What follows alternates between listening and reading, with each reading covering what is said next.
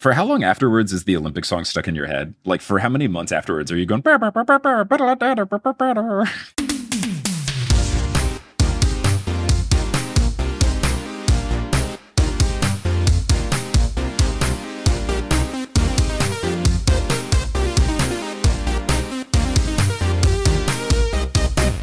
Sup, nerds? It's basketball. Welcome to Horse, a basketball podcast about everything except for the wins and losses. My name is Mike Schubert, and I'm joined by my trusted co-host, the Danny Wolf bricking a shot so badly that it hit Kevin Durant in the face, to Kevin Durant telling him, trash-ass miss, Wolf. That is Adam Amola. Adam, how's it going?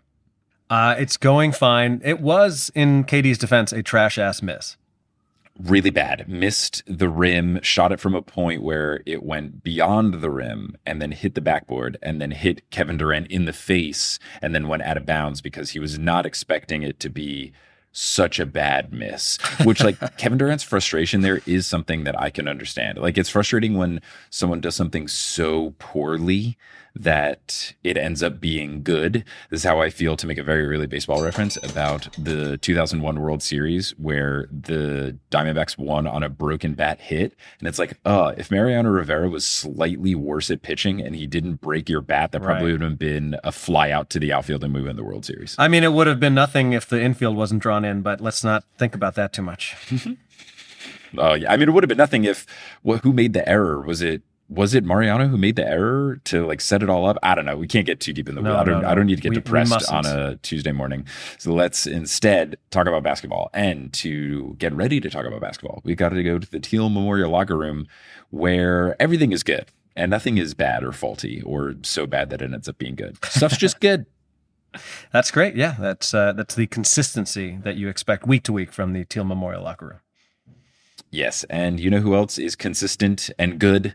I would say our patrons, all of them, but especially our producer-level patrons who help keep the show going. Shout out to everybody. Shout out to our producers, Polly Burge, Salvatore Testa, Siobhan Ellsbury, Noko Chasing, Taco Falls, Bang, Bang, Roast Beef Debris, Denver Steam Nuggets, Anna Reed, Steph Curry for 20 in the third quarter. Bang! He still got it. Jason Derulo, Naked Rachel, Sidney Crosby as a vampire, Chelsea's cousin, Ginger Spurs boy, Balls to the Balls, Mats Forley, Utah Jash, and Derry Bird. You know who else is consistently there for us? Our sponsor, Tab for a Cause. Tab for a Cause. Shout out to Tab for a Cause. They are channeling your internet usage into good. We'll do our tab check. I've got 6 tabs open. What about you, Adam? Nope, 5. Just kidding. I have 5 open. I'm going to eyeball it. I'm going to say about 26. That's a lot, but that's okay, because whether you're a tab monster like Adam, or I still open a lot of tabs. I just try to close them all. So I'm still opening many. Yeah. Whether you're like Adam or me, you can install Tab for a Cause on your browser. You go to tab4acause.org/horse. Couple of clicks, it's in there. And then every time you open a tab, you get a heart. With those hearts, choose what charities get supported. And they got a lot of good organizations. They do timely stuff. It's good. We've been sponsored by them for a very long time. They've been doing good stuff for a very long time. Check them out if you haven't already. But if you're listening on Patreon now, you are going to just have the episode continue. If you're not listening on Patreon, you are going to have a little break here where we do some dynamically inserted ads. But once those are complete, we will continue on with this episode of Forward. At Arizona State University, we're bringing world-class education from our globally acclaimed faculty to you. Earn your degree from the nation's most innovative university. Online. That's a degree better. Learn more at asuonline.asu.edu. Of course. Adam, what's going on? I have some new things. From a show in New London, Connecticut, to Old London. It's actually happening. I'm doing a show in the UK. Came together pretty last minute, but I'm pretty excited about it. So if you're listening to this on the exact day that it comes out, you still have time, because the show is tomorrow. So that is going to be, it's going to be in London at the Top Secret Comedy Club. It's not a secret. You can find it pretty easily, but it's called Top Secret. And that's going to be on Wednesday, January 14th at 6 p.m. It's the only time slot they had. It's a 6 to 7 o'clock show. It might literally just be me, like you're going to the Fringe Festival, but that is happening. And the tickets are €3, so I think you can afford them. But that is going on. Hopefully I'll have seen some of you in Denver. That reminds me to reach out to Lisa, but I will have been in Fort Collins in Denver this past weekend, but then other upcoming stuff. Yeah. Just to check, you said that it was €3. Are they charging euros even though it's in London? Is it not sorry, £3? Yeah. Yeah. Okay. I don't know if you want to retake it or just let that live. No, I'm just going to let it live. And now I'm going to have to think about the fact that I have said euros to multiple British people who think I'm an idiot. Yep. Did not know what the pound signal was. And they probably think you're a tosser, not an idiot. So A what now? A tosser? I think that's like a British thing for like, I think so. Let's British. Let me Google, make sure. I don't want to British slang tosser.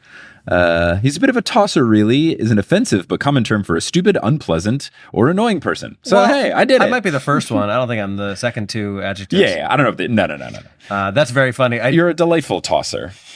I kept saying that to people, and no one has corrected me until you. So thank you for that. Well, I'm clued into the different currencies there because when I tour abroad, when I do merch table stuff, I just have to do cash only because I don't have bank accounts in other places. And that's where I've learned that there's a lot of European countries that do not use the euro. I assumed it was like everybody's using the euro except for England. And no, that's not the case. You get some Croners. There's multiple types of Croners, like Danish Croners versus, I think, Czech Republic Croners. Like it gets messy. It gets very messy. Yeah. Now I'm curious if you're just carrying around a bunch of weird cash or if you get it like converted at some point. I convert it as much as I can, but usually places will only take bills or large coins, like when you have a coin that's worth like a full euro, pound, whatever. So I do have in my apartment a little like zipper pouch of just all of the coins or bills or whatever that were too small that places wouldn't accept, in hopes of like if I'm ever going back or if my parents are going or friends are going or something like that, it's like, hey, this amounts to $5, but that's also a baguette maybe. Sure, you know, we love like that. it's better than just throwing it away. Absolutely. It can buy you maybe a subway ticket. Yeah. I love that. All right. Anyway, so I will be in London where they use pounds. I want to be very clear about that. Heck yeah, they do. And then after that, I have a new show in Beacon, New York. That is on Saturday, January 31st. Then I'm in Tampa, Florida on February 5th. Austin, Texas. That's a new one that finally got confirmed. Thursday, the 12th of February. Dallas, the 13th and 14th of February. Houston, where Mr. and Mrs. Schubert sounds like they'll be attending thanks to they'll be in the front gift. 2 rows. I got them VIP tickets, I baby. And that is on the 15th, which is the Sunday. And then Chicago is on April 21st. Chandler, Arizona, April 25th. Boston, Massachusetts on May 1st. And then I think that's it in terms of confirmed stuff, but some fun things happening. What about you? The Australia tour continues onward. So we're recording this on January 6th, at least in Australia, January 5th in other parts of the world. But the Sydney show is complete. It was sold out, or as I learned, the term is allocation exhausted, Amazing. Which is very fun. I love that so much. So I still have shows coming up. When does this episode drop? This episode? Should be the 13th. Okay, so that means that the Perth show will have been complete. I hope we also exhaust that allocation. But then we will have shows on the 17th in Melbourne, which does run the risk of being allocation exhausted. When I last checked, there was like 15 tickets left. And then Brisbane on the 24th. And then for sure, 100% confirmed, like tickets are live at the time of recording this and everything in Wellington, New Zealand on February 1st. Great. The other two, it's looking very good, are the 29th of January in Christchurch, New Zealand, and then the 5th of February in Auckland, New Zealand. At the time of recording, ticket links are not up, but if you go to thenewsolympiad.com or my website, shubes, SEHUB.es, there should be links there whenever they do go live. And the best thing, if you want to see any of these shows, which are all for the Newest Olympian, just follow at Newest Olympian on Instagram, because once stuff is live, I will post to the story like, yo, get your tickets. I know it's at a point where it's going to be like less than a month of advance notice, but that's just what happens when you try to book a tour and these countries take off like a good chunk of December and January because their summer lines up with the holiday season. So rightfully so, people just like bounce off and then they're like, yeah, we'll get back to you in mid-January. It's like, cool. My show is hopefully at the end of January. Yeah. Great. Talk to me soon, please. Well, I do hope that if and when you do another tour in the same place in, a few years, the Allocation Exhausted Tour would be a very funny name. I don't know if it would come off as like braggadocious for people who live there, but it is a very funny thing. It's so good. And it's funny because I only learned people only because I was making fun of it. They were like, this is not normal. And it's one of those things where they say like you would still refer to it as a sold out show, but it's just a very normal, like error message to get on the website is like allocation exhausted. It's just so much more work than saying sold out. Like I'm thinking of it like in the famous line in Fantasy by Ludacris, where he's like, and we could do it on stage at the Ludacris concert because it got sold out. Thinking of like, because the allocation had been exhausted. Love it. Oh my gosh, that's great. Australian Ludacris. Yeah. Ooh, ludicrous. Yeah. It's ludicrous now. It's ludicrous now. Yeah. TNR has been a great tour name for this, and for New Zealand, which the Maori name for New Zealand is Aotearoa, so I've been calling it Aotearoa. So I've enjoyed those names, but the Allocation Exhausted tour would be really good. Yeah. I would just have to book those shows so far in advance so that I do guarantee it, because it would suck to not sell out. Yeah, if those are half filled, that's a bad. Yeah. If there's any empty chairs, I'd be like, damn it. False advertising. But yeah, amazing. That's what I got. Cool. But now I think we can move on to MBQ&A. What do we have? Yes. So what we have is a question from Samantha. And the question is, as a lifelong Pacers fan, Tyrese Halliburton, of course, his injury during Game 7 of the finals was heartbreaking. What has been the most heartbreaking injury you both have experienced during your years as fans? I know your answer. Of course. Yeah. Thank you so much for the podcast. Through it, I have been able to embrace the culture, history, and drama of the NBA. We love that. That's exactly our goal. So thank you so much, Samantha, for the question there. This is maybe the most obvious answer I could have. Derrick Rose getting injured completely changed the trajectory of the Chicago Bulls. It happened during the playoffs, notoriously in a game where a lot of people thought he shouldn't have even been in the game anymore, back when Tom Thibodeau was the coach. But you know what? I think that's a ticking time bomb. If it hadn't happened that game, it was going to happen at some point. So his injuries, plural, it still makes me a little sad, but you know what? He stuck around for a long time. His jersey is about to be retired, so the number 1 jersey will hang in the rafters at the United Center, which is pretty cool for him.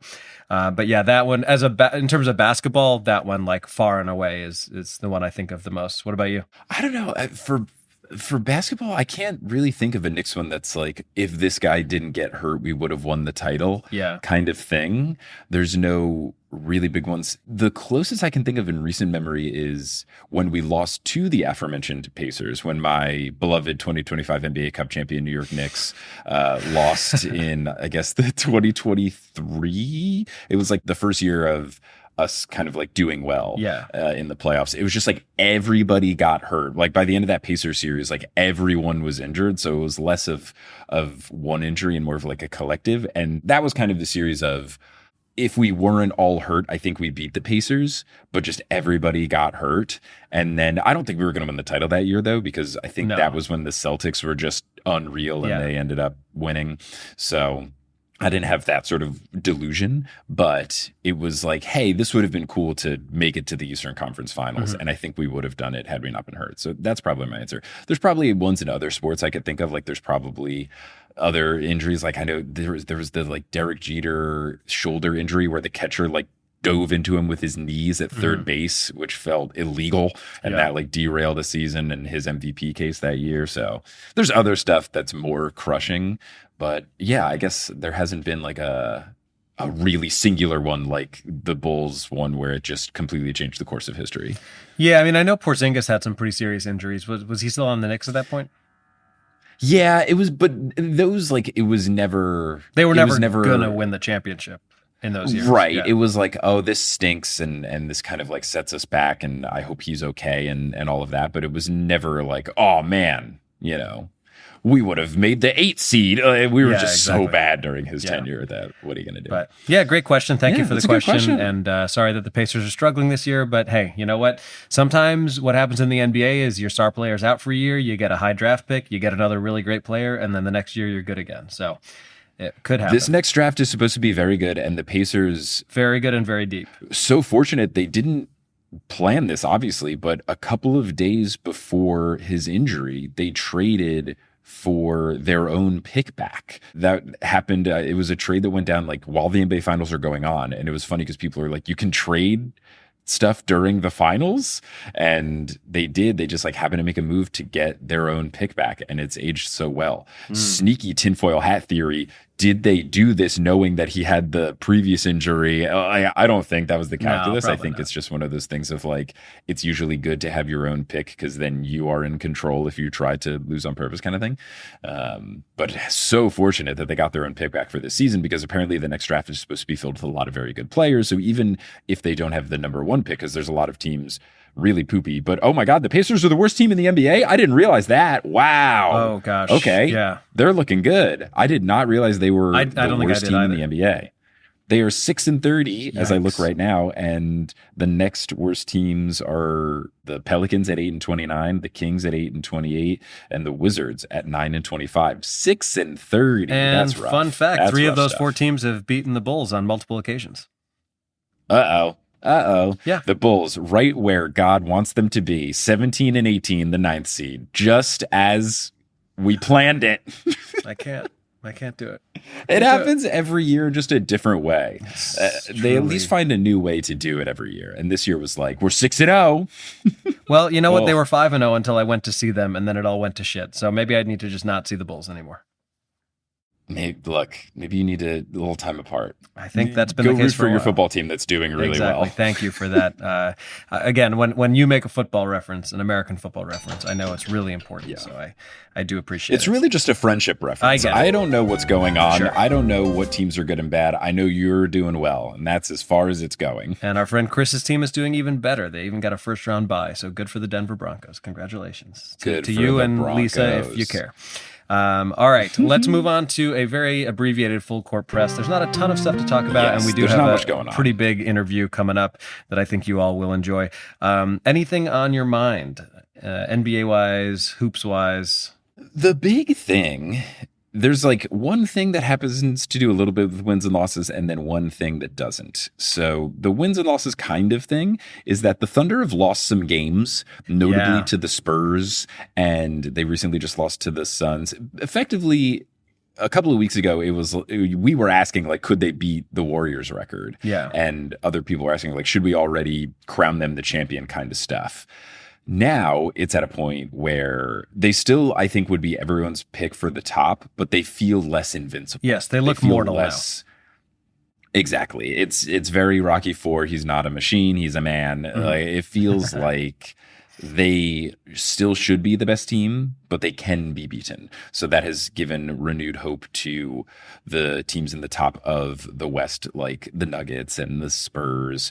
And you would think the Lakers, but this does get into the other thing that I have noted, which is that there's been this whole like new discourse about Luka not playing enough defense. But before we go on to that, what are your thoughts with the Thunder losing the sheen of invincibility? Well, I actually feel really bad because we had Steven Castillo on. He's a comedian and former SNL writer. He was our Thunder representative. And when the Thunder were at their peak, I'm trying to think of what their record was, like 24-1 or something like that. I sent him a message just about the Thunder and how ridiculous their season was. And he expressed some concern about, like, honestly, I don't even know if I want them to go for it because, like, they're going to be too focused on that and not the championship. And, like, since the day that I messaged him that, they're 500 essentially. And so I had to reach back out and apologize. But I do think that ultimately a little adversity in the regular season is not such a bad thing. And I also think that, like, if they had been close to being able to break that record, which it looks like they won't anymore, they might have tired themselves out chasing something that ultimately doesn't matter. Like, if you ask any player on the 73-9 Warriors if they would rather have that regular season record or have won the championship that year, which they lost in 7 games, I guarantee you every player says, I would rather have the ring. So, you know, I think the Thunder are still for sure the presumptive favorites. But I do think when you look at how good the Spurs are already, and even without Wemby during part of that time, and to your point, teams like the Nuggets and stuff like that, I would put money on a Western team winning. Like, yes, I'm almost positive that a team from the Western Conference is going to win the NBA Finals, but I'm not 100% confident that it's the Thunder. And if you had asked me 3 weeks ago, I would have been like, yeah, they're going to like steamroll through the playoffs like the, 95, 96 Bulls did, or that one Kobe and Shaq Lakers team that I think lost 1 game in the entire playoffs. So. Mm-hmm.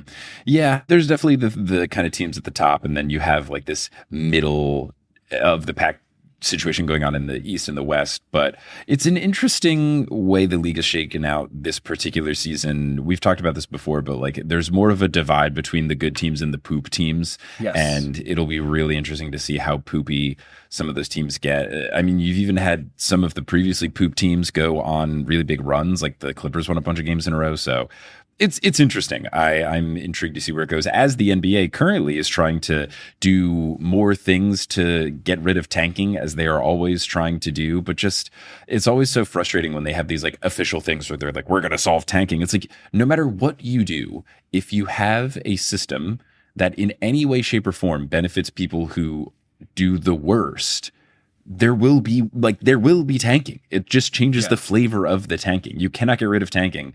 You will just change the way people do it. There will be tanking, of course, a lesser known Daniel Day-Lewis film. Right. 100%. Like where he plays Sam Presti. It's like, yeah, there always will be tanking. It's going to happen. So I think it's so silly for them to have these initiatives. Yeah, and I think they're probably only doing it because of the betting stuff. You know what it is? It's the bigger picture version of like, but this year the All-Star game is going to be competitive and good. Like, it's not. It's just not. Oh, don't even. The new All-Star game format is so frustrating with the USA versus the world thing and how they have to jump through so many hoops. Yet the voting still incorporates the East and the West when it picks the USA. Like, it's so complicated and complex. Well, I am very happy that rather than watching that game, I will be on stage performing for your parents and whoever else is there, but mainly your parents. Heck yeah, dude. Yeah. So no, the All-Star game's a mess, though I'm very delighted that all of the Knicks' top 5 guys are in the top 20 of voting. So that's been cool for my beloved 2025 NBA Cup champion New York Knicks. And the New York City government passed an official resolution that the Knicks winning the 2025 NBA Cup should be celebrated. Oh, wow. Basically like I don't know if it's like directly like a, yo, you got to raise the banners thing, but they like filed a motion with the government. Why are we doing that?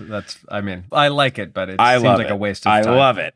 I love it. Waste that time. Do it. Who cares? This is all productive. So yeah, I think that's great. But yeah, the other thing that's been going on, there's been a lot of like grumbliness in Lakerland. Even though they're still the 3 seed and they have a good record, they haven't been playing super well. There's, JJ Redick's mad at the team. He's the coach. And then DeAndre Ayton has seemed unmotivated. There's been more and more discourse about Luka just like not really playing defense at all. And it's been interesting. Well, they should trade him to the Mavs. Yeah, I don't know, but it's this weird thing of like, people are kind of seeing like what Nico was seeing.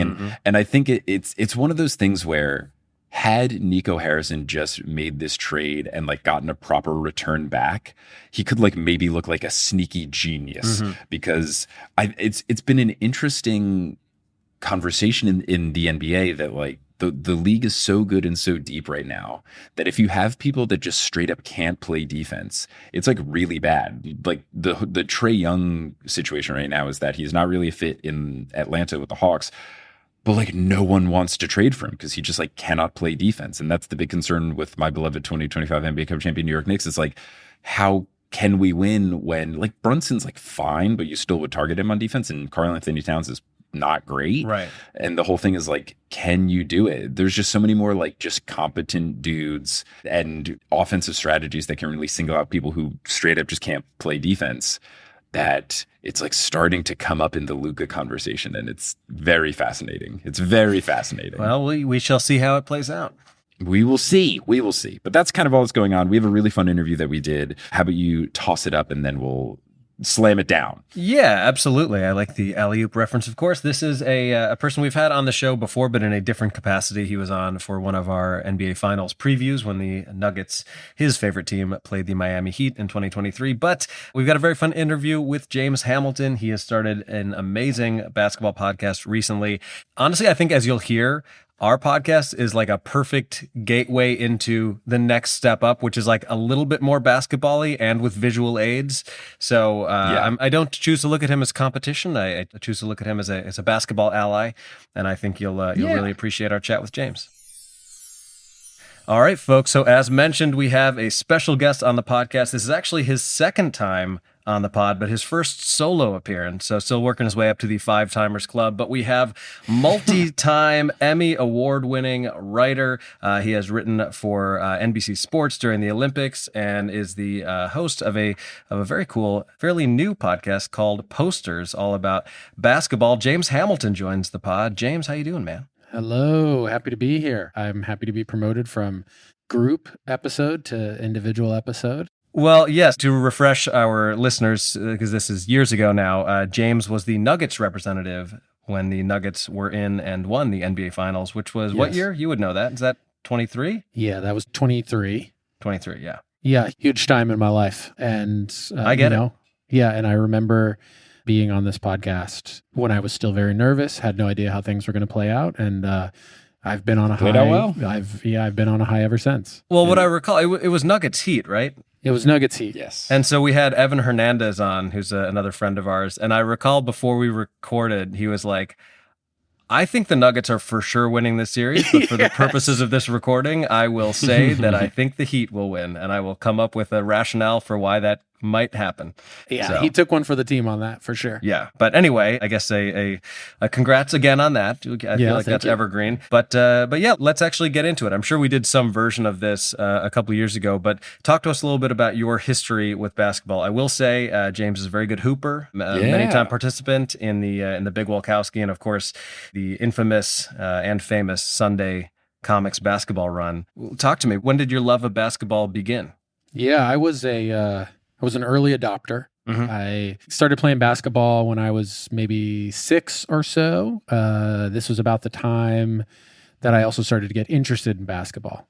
So I was born in 1985, which meant this was the beginning of the 90s. So this was kind of like peak marketing to children time. Mm-hmm. So there was a lot of like fun commercials and NBA inside stuff and the best. I'm out of shot. And all of these things that were essentially like, hey kids, this sport's pretty cool. I bought the whole thing. Still hang on to it. Yeah. So I got into it. I played basketball for most of my life, all through, growing up, middle school, high school, and, still followed basketball. It was a big part of, how I bonded with people, like big things of what I followed, and would play a little bit. But when I moved to New York, it was like a huge part of like meeting people like Adam and, other comics who also liked basketball and liked comedy. It was a nice way to kind of find people that have a perfect sort of overlap of your interests. Yeah. I mean, when I first moved here, I definitely booked more shows from being decent at basketball than I did at comedy. It helps, man. Being a good hang, being good at basketball, having something else that you bring to the table, having a car. So many things. Yeah. And so, since then I still playing in these comedian runs, still following the NBA. I've gotten very into the WNBA. And then I've recently launched this show called Posters, which is all about professional basketball, both the NBA and the WNBA. And remind me, it's you solo or you have a co-host?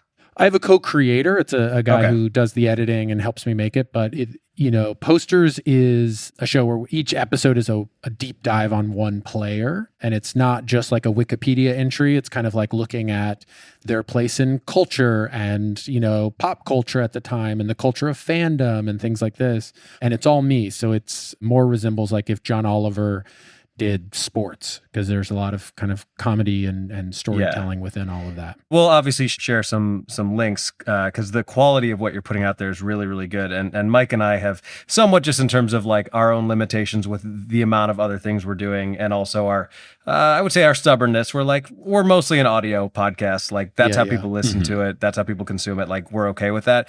But the stuff that you have been putting out there, I've been super, super impressed with, because not only is the information good, but like you're backing it up with all this multimedia stuff and clips that like, I frankly, I don't even know how you source half the time, but I guess talk to me about the evolution of the podcast and when you started honing in on like, all right, what do we want our brand to be, as it were? Like, how are we putting this stuff out there? Yeah. Well, thank you. Also, that's very nice of you to say. That's true. Yeah. So my co-creator, Eric, at the end of 2024, he messaged me and was like, hey, I'm in between things right now. And I was making a list of stuff that I want to do. And I wrote down NBA podcast with James.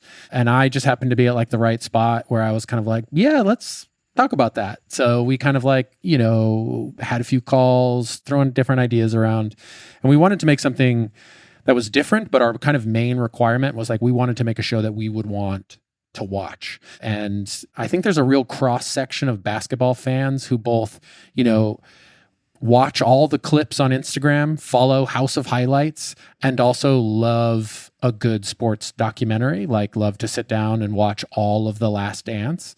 And so we were like, can we bring those two worlds together? And like we're making something that someone can listen to that will cut into a bunch of different clips and all these things, but that's like really rewarding and well researched in the way that a documentary would. And my background is in obviously comedy, but also in documentaries. And I worked for Vice News for a while as a show writer there, and then obviously at the Olympics. So this was like a type of writing and research that I was very good at and loved doing. So it was, easy for me to be like, okay, I'm going to look at Dikembe Mutombo.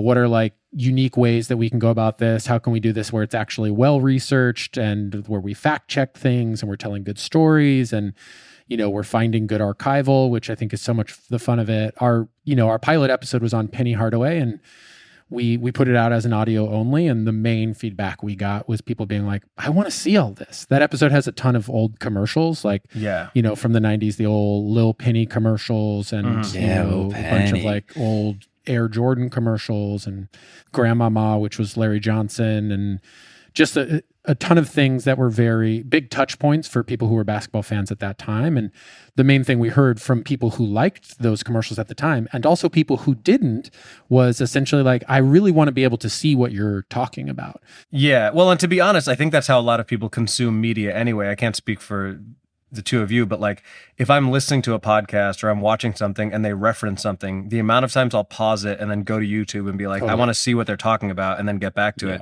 So if you can condense that into something where people don't have to do that, I think you're automatically differentiating yourself from a lot of other people out there. Yeah. And when I was at Vice, a lot of the stuff that I would write and do for some of their TV shows were sort of explainers, and where I would be taking a kind of a unique take on something historical or something that was happening in the news at that time. Mm-hmm. So it was very like, there's a certain cadence to that type of thing, which is like, I'm going to give you a piece of information. I'm going to make a joke that's going to toss to like some type of archival that's really interesting.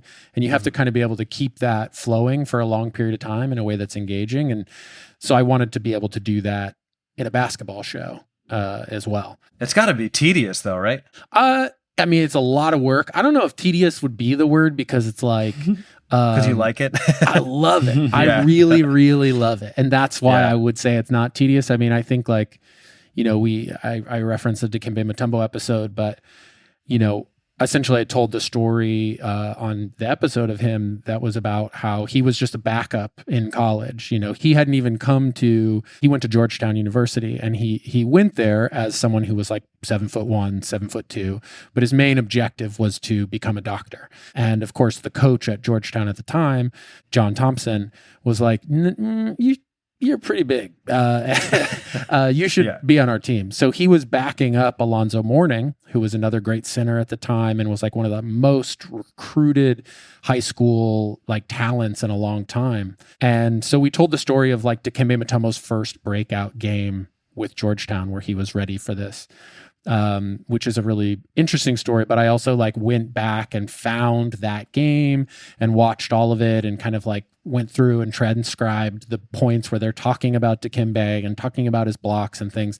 So it's a lot of work, probably more work than is advisable. But like, it's so fun. And I think that comes through in the product as well, is that, both me and my co-creator, Eric, like really love doing this and love having these conversations. Yeah. And I think in a landscape where there's so much of everything everywhere all the time, you can tell when people actually put the effort into it. I mean, the amount of times I've come across things that are almost like a similar sort of concept of like, here's a story about some interesting thing that happened in the NBA in 1983. And then it's like an AI voiceover. I'm like, it's immediately disqualifying. And even if it's an interesting story, it's clear that you only wanted to put a small amount of effort into sharing this information. So like, for that reason, I'm out. Yeah. Yeah. I mean, I think that, my theory and kind of what I'm banking on with this show and like why I think shows like this one will continue to do very well is like, there's just going to be more and more kind of slop. And I think everyone's going to get in terms of the content that we're all being fed. Yeah. And I think we're just going to get more and more tired of it. So something that's like good and has an actual human touch to it is only going to become more interesting, and it's only going to like stand out more, and so I'm really hoping that is the case. Well, you've had some clips. I mean, when we first talked about it, like, I can't remember if you were like asking my advice even or something like that. And I think I told you like, well, Mike is probably more helpful. But the point is, in the time that's elapsed, you've had a number of clips go pretty viral. So are you seeing a pretty big increase over the past few months? Yeah, definitely. So we started from zero essentially, and it's been, I guess, going on 2 months, and we've gotten quite a few Instagram followers, almost 10,000 there, and we have 5 full episodes on YouTube, and people are really excited. And I think there was really a taste for this type of storytelling. I think that sports is like the purest type of storytelling. I've always like a good story is just someone wants something and then they meet an obstacle and we stick around to see how it plays out. And it's like, that's all sports is. It's like somebody wants to win. They come up against this obstacle. So it's like good storytelling, I just think pops so hard when it comes to sports, so that I think people were really excited for this. And I also think that like, because I'm finding a lot of like old games and old commercials, these are already fun as it is. People want to be like, I remember when this happened because blank, so I think it's created fun conversations for people, and it's been really rewarding. And I think what's funny is like, we did one episode on Jason Tatum, who's like a modern star with the Boston Celtics and always kind of in the middle of conversations or kind of debates and arguments that people have about what the NBA should be right now and what stars should be. And when we've posted his episode and the clips about him, so much fighting online. Everyone just like wants to fight. They're not like listening to each other. They're just like screaming their take, which is interesting. I hate to be that guy, but good engagement. Great engagement. Yeah, those clips have done quite well. But the tone of the older ones is so different. The tone of talking about, Sean Kemp, or talking about even Bill Russell or things like that. You get people being a little bit more thoughtful. It's a little bit more about their own experience. It's and that's just the type of thing I'd like to see more of online as well. It's just like, we can have conversations, but we don't have to just scream at each other all the time. What a novel concept. When it comes to making stuff where you're making like clips on social media, you're making clips for YouTube, are you at the point where like you are just trying to focus on making the good content, or is part of it like playing the algorithm game and stuff in hopes of things popping off? Because I know this just, I don't like go on Instagram Explore page a lot, but every time I do, it knows I like sports. So it's always trying to give me the big clickbaity things where it's like, LaMelo Ball did what? In like all caps, and it's like always sensationalized headlines and things that aren't true. Like, are you dipping into that a little bit, or are you just like, let's just make basketball stuff, and if it pops off, cool, and if it doesn't, I'd rather just be happy with what we made? I would go with where we're doing it a little bit. I think that there's like certain things on YouTube and Instagram that are kind of like speaking the language of that platform. So like, as you're talking about like that Explore page, it's like, I learned, even if I just kind of write there's a way you can kind of make that a thumbnail on Instagram,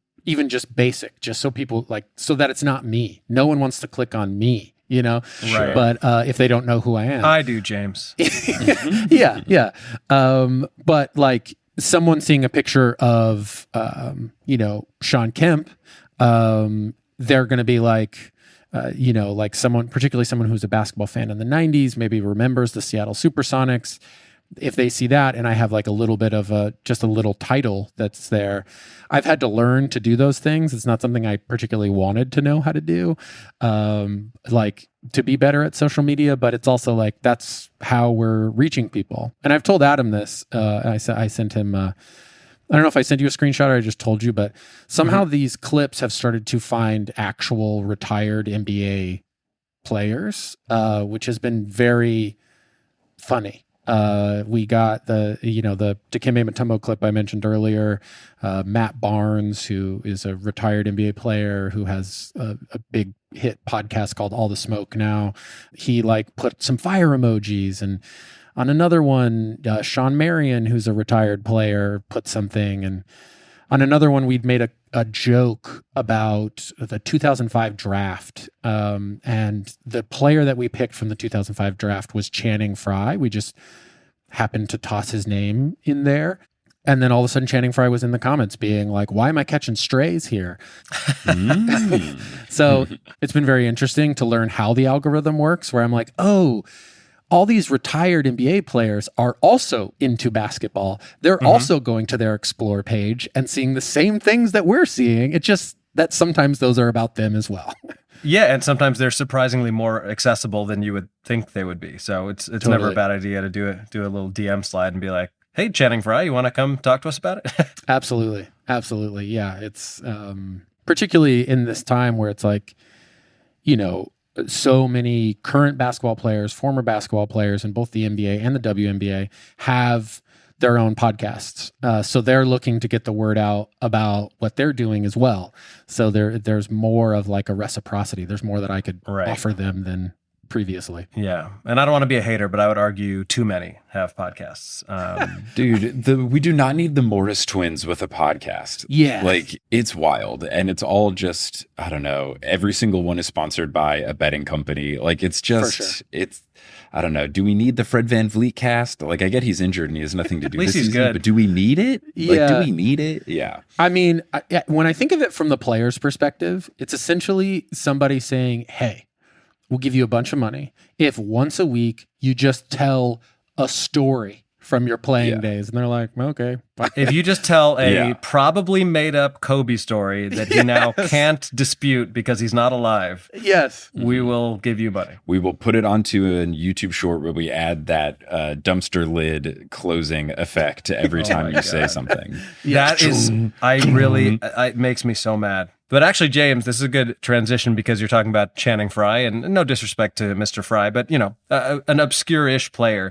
One thing that I know about you is that you have, I'm going to just say it, the most extensive collection of NBA jerseys of any person I've ever met. So I don't know if you have the exact stats. How many do you own? Which one is your favorite, and which is the most obscure? That's a great question. I'm currently wearing this is a Richard Hamilton shirt that says Hamiltime. Richard Hamilton, phrase that no one used, I think, really ever. No one ever used towards him, but given that my last name is also Hamilton, towards I use it all the time. Yeah, as you should. I just walk around the house. Yeah, walk around the house, whatever I'm about to do, it's Hamiltime. Hamiltime. Yeah, I don't have the most up-to-date count, but I easily have over 30 jerseys. It's a lot. Which is a lot. I have one friend, his name is Justin Lamb. He's one of my oldest friends, and he has multiple times more than I do. But he's one of those collectors that is kind of, he's on eBay all the time, and there's a certain amount of expertise that he has. Yeah. So, I think for me, this started as something after the pandemic where stand-up comedy was just kind of coming back. Mm-hmm. And I was like, you know what? I'm just going to wear what I want. Who even knows if we're going to be doing stand-up in 1 month from now? Sure. This was, late 2020, early 2021. So you use your stimulus money on jerseys and then returned triumphantly to the comedy scene. Yes, exactly. And so I started doing that for a while, and then now I have way too many. So, I think favorite jersey, it's a great question. One of two. They're both Nuggets. I grew up in Denver. I'm a big Denver Nuggets guy, as we talked about with the championship. It would either be Mahmoud Abdul-Rauf, who came into the league as Chris Jackson. And a lot of people remember from the 90s because he had a controversy with not standing for the national anthem, kind of previewing what would later happen with Colin Kaepernick because he was kind of blackballed. And he was just such a baller. He was prolific three-point shooter. Great three-point shooter, great free throw shooter. I believe he also had Tourette's syndrome. Am I imagining that? He did have Tourette's syndrome. And he played in a way that modern players play now. There was a speed that he played with and a sort of ease that he just kind of took the three at any given time. That feels very ahead of his time in that way. And is it the old Nuggets logo? It is not the old. If people are familiar with it, the kind of like most iconic Nuggets jersey is like the blue with the sort of like skyline that looks like a rainbow. The rainbow Nuggets. I have one of I have one of those. I'm blanking on. Oh, it's Alex English. Nice. Yeah. Good one. Yeah. It's either him or Mutombo when people have that jersey. And then I have the one I have for Abdul Rauf is the next generation of Nuggets jerseys. Like the navy. Yes, the navy and the maroon. The LaFonso Ellis Nuggets era. Yes. So that's now you're getting closer to like the more obscure jersey that I have. My first jersey that I had when I was a kid ever was LaFonso Ellis. Nice. And so I still Great have name. that original one. Yeah. LaFonso Ellis is just a name that like, he was going to be known for something. That's a famous person's name, It's a great name, yeah. Yeah. I think my most obscure jersey, this is partially for you, Adam, because I think you'll appreciate this, but is also a knockoff jersey. It's one of the few just straight up knockoffs that I have, but I found someone online who was making knockoffs of Tony Kukoc's jersey, the like club team he played on when he was 19 in Yugoslavia. Wow. So it says like Jugoslavia, like there's a J because it was a company that sponsored this club team in what was then the Yugoslavia. And well, at the time they would the announcer would say from Split, Croatia, Tony Kukoc, because I guess that's how they were referring to it, like in wartime. Yeah, well, afterwards it was Croatia and he was Croatian, so he was playing on the Croatian national team, and in those early times he would have been part of the Yugoslavian team, so that's a great one. That I wore that in Chicago while I was doing a show, and someone came up to me and was like, "Hey, I know Tony Kukoc. Can I take a picture of your jersey?" And part in my head was no, like, you have to bring him here. Yeah. In my head, I was like, well, it's a knockoff. He didn't get any money for this. Maybe. Then I was like, you know what? I don't care. Yes, please take a picture, send it to Tony Kukoc. Tell him my name. That's really funny. I also remember that because of the fact that I was watching the Bulls as a kid, whenever they said split Croatia, I just pictured like a country being split in half. Like 100%. It wasn't until maybe I was 30 years old that I was like, oh, that's a place in Croatia. Yes. I have been to split Croatia, and I still think of a country being split in half when I hear it. Sounds like a East Berlin, West Berlin. Yeah, like exactly. He's from Split Croatia. Split, they're working on Croatia. it. We'll tell you which side he's from. Yeah, recently they're not divorced officially Croatia, divided, but they're not. Yeah. They're they're split separated. Up for they're separated. They're seeing other people. Yeah. They were on a break. Yeah. If you're to answer the question that you didn't ask, my most obscure jersey that I don't own anymore, but that I had, high draft pick for the Bulls. Shout out to Marcus Fizer. I had a Marcus Fizer jersey that I bought in, I guess that would have been like, I don't know, 2007 or something like that. Pretty obscure. Well, yes, beautifully obscure, I would say. And I think that part of the fun of like taking a gamble on certain jerseys where you're like, I wonder if I'm going to want this in 5 to 10 years is like, is the name going to be recognizable? But even if it's not, a name like Fizer is specific enough that it's still, it's not like Williams or Jones or something where it could kind of get lost to history or something like that. It's like, we can, a lot of basketball fans can conjure who that was. I got a Terry Rozier, Hornets jersey at one point, which was just a sort of like random jersey. And now I'm hanging on to that thing. That's Terry Rozier, with the gambling controversy, suddenly that jersey became like a hot commodity and kind really of like funny. A political statement if I'm wearing it. Like I stand with the gamblers. Yeah, what's funny is when jerseys come back around, like I, for a while, didn't buy jerseys because I had a thing, and I still don't, but like I didn't when I'm a Yankees fan and a Knicks fan, and I had this bad run of getting Yankees jerseys of people and then them getting either traded or not being on the team. Yeah. So with the Knicks, I was like, I want to get a Knicks jersey, but I want to wait till someone I'm very confident. And then when we drafted Tim Hardaway Jr., and he was playing really well, I think in his second year, I got the jersey. Yeah. And then we traded him, and then it was irrelevant. And then he came back on the team a couple years later, but he had to change his number. So when we had him on the team, he was number 3, and then he was traded away. When he came back, he had to use number 5, or maybe the reverse. Like he was 5, traded away, came back as 3.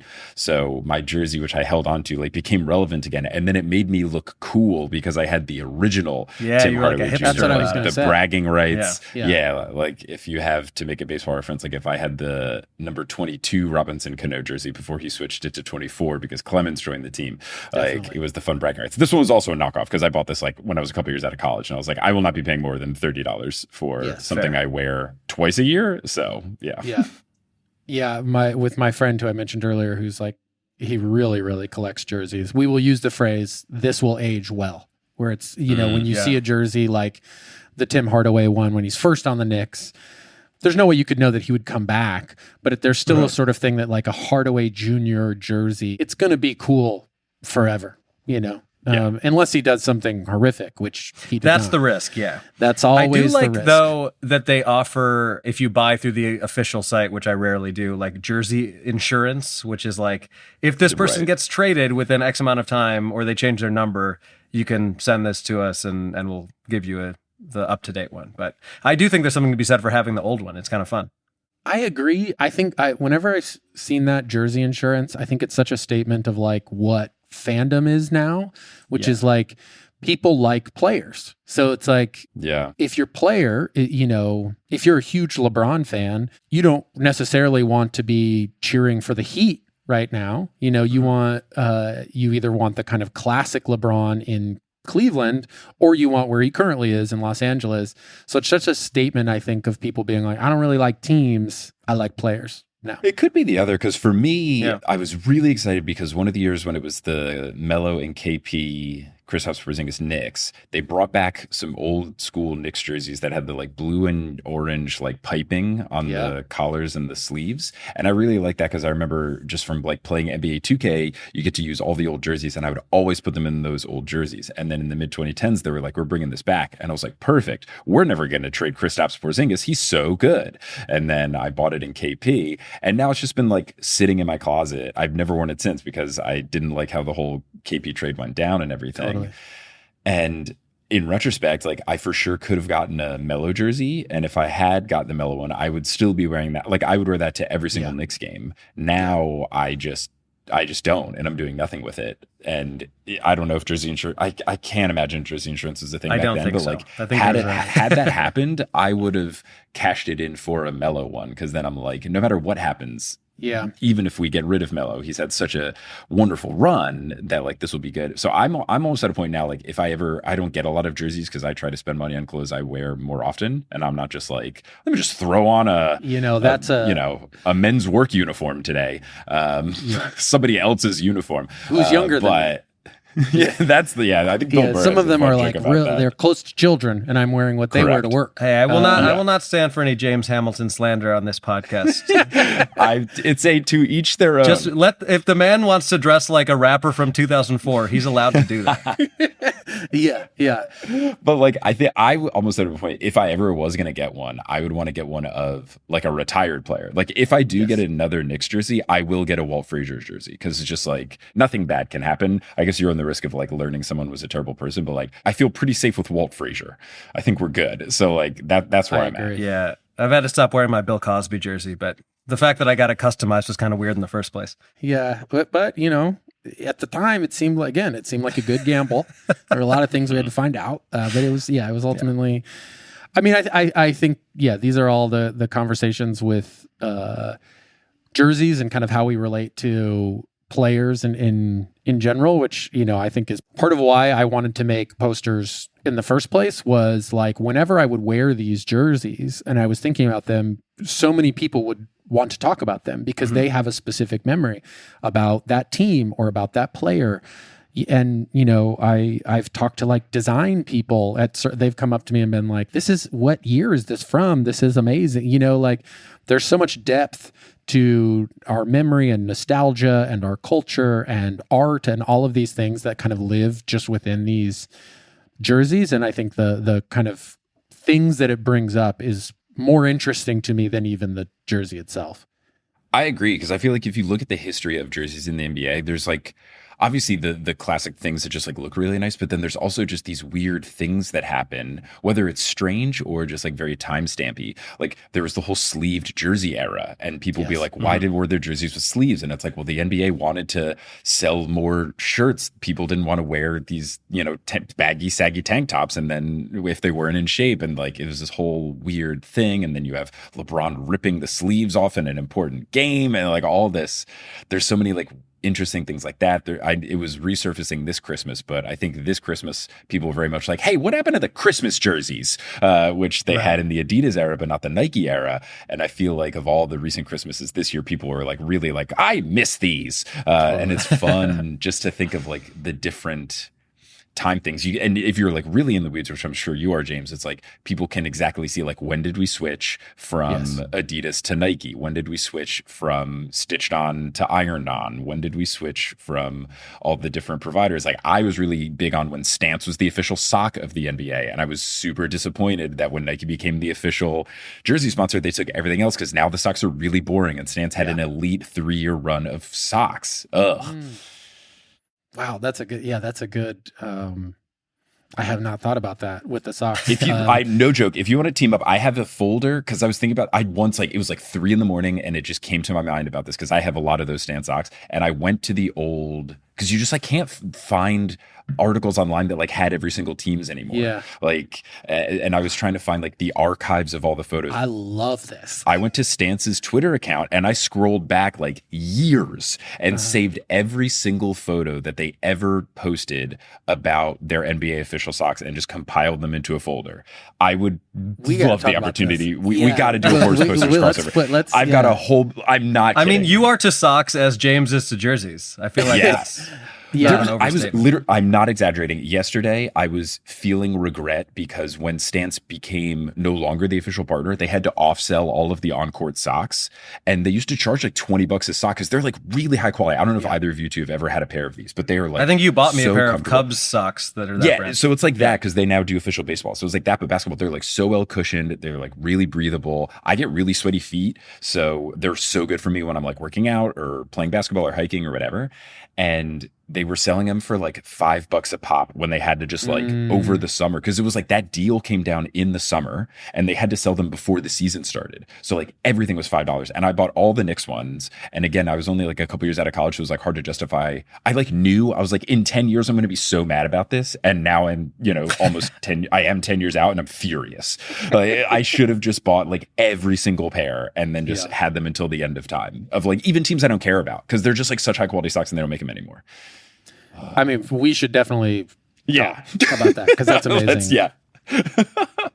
I mean, I think that like part of what I'm interested in general with the NBA is being aware that this is like a large like economy that exists around this, and not kind of pretending that it's not, like even thinking about the old commercials from the 90s, I want to be able to look back on those with nostalgia, and a lot of them are really funny and kind of dumb. Like, I can't believe some of the commercials that they put on in the 90s. But at the same time, I'm like, what a crazy movement to like really kind of bring children into this thing. Like, marketers were at the top of their game 100%. And I think that, and like TV deals, I want to be able to make those things interesting, because it's so much of why we all have basketball in our lives in the way that we do. So, yeah, I mean, I think, not to say there aren't good commercials now, but when you look at some of the stuff from the 90s, and yes, some of it hasn't aged well, but it's so creative. And then you compare that to that SGA and Chet "What a Pro Wants" commercial from a couple years ago that everyone just despised with a passion. Like, I do think that the effort, as it is with a lot of things, has started to go away a little bit. So getting back to posters, and before we let you go, obviously I want you to do all the plugs, but if you're willing to tease anything upcoming, do you have any particular topics or subjects that you plan to cover or put like reels or episodes out about that you're pumped about? Well, I mean, if people find us on social media, either on Instagram or TikTok, people are always sending us requests and, telling us the players that they want us to do. And the way that we structure each episode is we do one player, but we use that to kind of explore different things. So I won't say who the player is, but I will say that we have an episode coming that's going to look at the 1998-99 lockout. We'll be looking at the Jailblazers. Mm-hmm. We will be looking, the legacy of tattoos in the NBA. And so we have a lot of fun things with that. If I said any more, you'd know who it was. You probably fair enough already. Yes. What are the handles on Instagram and TikTok? Yeah, so it's Posters B-Ball on everything, and on YouTube. Everything is Posters B-Ball. That's sweet. That's how you can find us. So yeah, we'll have. I'm working on the Olympics, the Winter Olympics this year. So I'll be out for all of February, but we're going to put out one more episode before I leave, and then we'll be coming back with what is effectively kind of season 2 once I get back. So very, very cool. And what exactly do you do? Like, what does that look like when you're working for the Olympics? Yeah, so on the luge. What's that? Mostly luge. Just luge, skeleton. Yeah, luge, skeleton. That's at the winter. It's table tennis in the summer. Rhythmic gymnastics in the summer. Yeah. Yes, yeah. 4-sport athlete. Archery, a lot of archery. Yeah. You do that one where you ski and then you shoot stuff. Yeah. Yes. The it's Hamiltime, baby. Yeah. It's Hamiltime. It's Hamiltime. Say that before every shot. Yeah. It's Hamiltime. It's Hamiltime. Yeah, so when you watch the Olympics, and I mean, it's very similar to with basketball. You see an event, and then it comes back into the studio, and there's someone in the studio who's like, here's what you were just watching, and here's why that was significant, and let me tell you a little bit of the news that just happened, and now I'm going to bring you to this next event. There are writers for those people, and that's what I do. So when they're coming back into the studio and they're talking about luge and they're tossing to curling, I'm there writing those things. Well, I'm one of many writers. Does that mean that you have to learn a lot about those sports? Yeah, so every writer is paired with a researcher who knows like these researchers have like an encyclopedic knowledge of sports. It's truly incredible. Mm-hmm. But I do have to learn. I have like, things that I read going up and a bunch of research, and then, every day we're kind of told like, this is the event we're going to do, and I'll kind of do a crash course to make sure I'm up on those things. And some of them I've been a sports fan my whole life, and I've watched a lot of Olympics over the years. So some of them I know like quite well, but there's always a sport that I didn't know.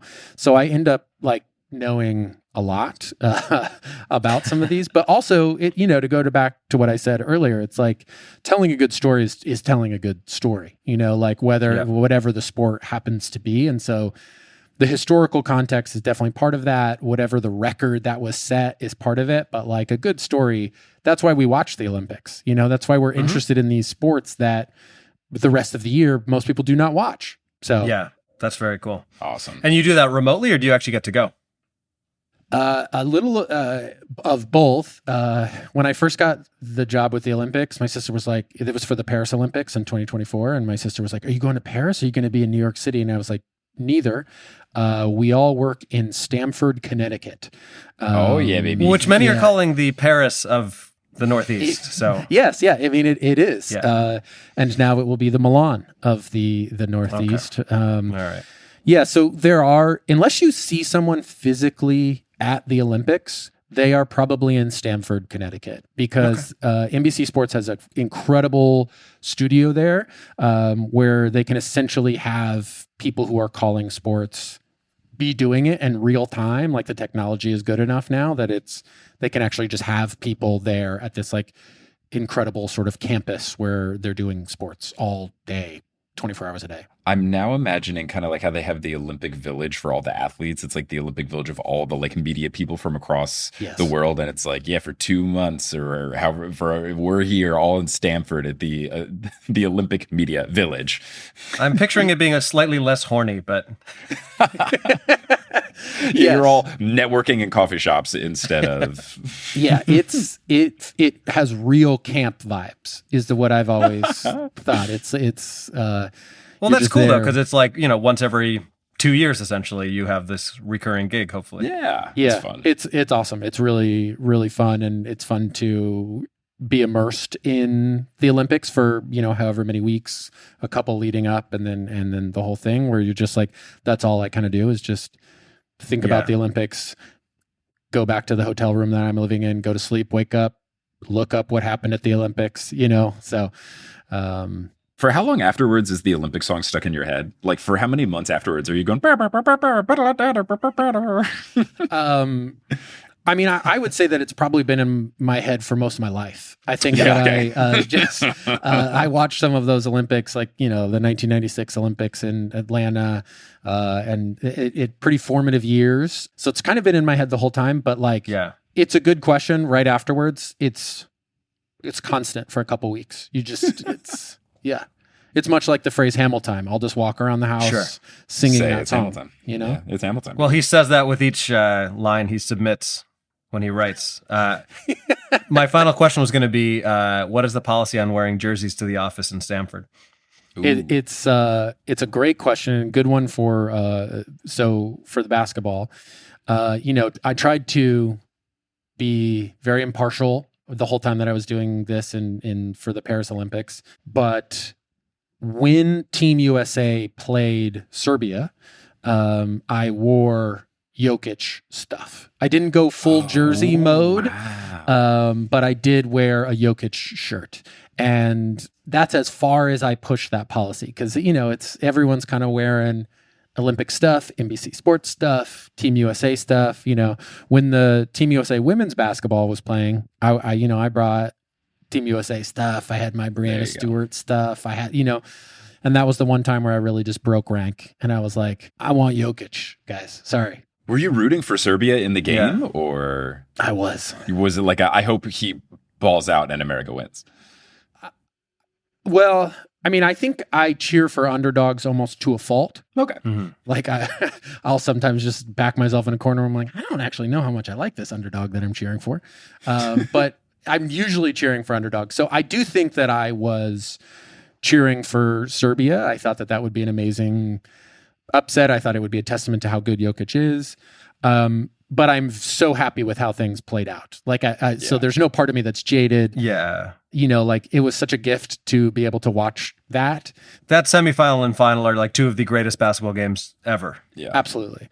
And the lame answer is like, at that point, I was just like, I just want a good game, and it definitely was that. I mean, had Serbia won, who knows how things would have played out in the finals, but we would have been denied what was truly a magical performance by Steph Curry. And that I think is, in the same way that I mentioned watching the 1996 Olympics, like that's going to be that for other kids who grow up and love basketball and collect too many jerseys. They're going to be like, I remember watching Steph Curry just heave it up like 5 feet past the line over a man who's 7'6", like it was incredible. Well, I do have one final piece of advice for you. You know what the best way is to support your team without breaking the dress code? Socks. Socks, my friend. Email me. Let's do it. That'll be the Posters Horse spinoff. Socks. Socks. Bro, I could do a whole pod about it. I could. Don't tempt me. It's a great idea. People who are listening to this, they'll know the origin of the most popular sports podcast in 5 years. Socks. Socks. Well, James, thank you again for the time here. Do you have any personal non-posters plugs that you want to throw out there? I mean, you can find me on all of those platforms as well. I'm linked to through the Posters accounts. You can find me. Most of the stuff I'm posting these days are through Posters. So that's definitely the best way to keep up with what I'm doing.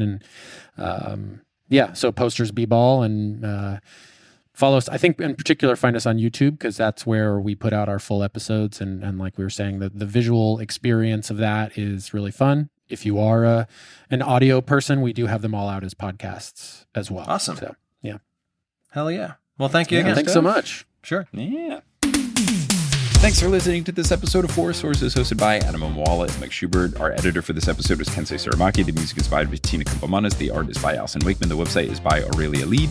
And the social media is by both of the Horse Boys. Thank you to our producer-level patrons, Polly Bird, Salvatore Testa, Siobhan Ellsbury, Don't Go Chasing Taco Falls, Bang, Bang, Roast Beef Debris, Denver Steam Nuggets, Anna Reed, Steph Curry for 20 in the third quarter.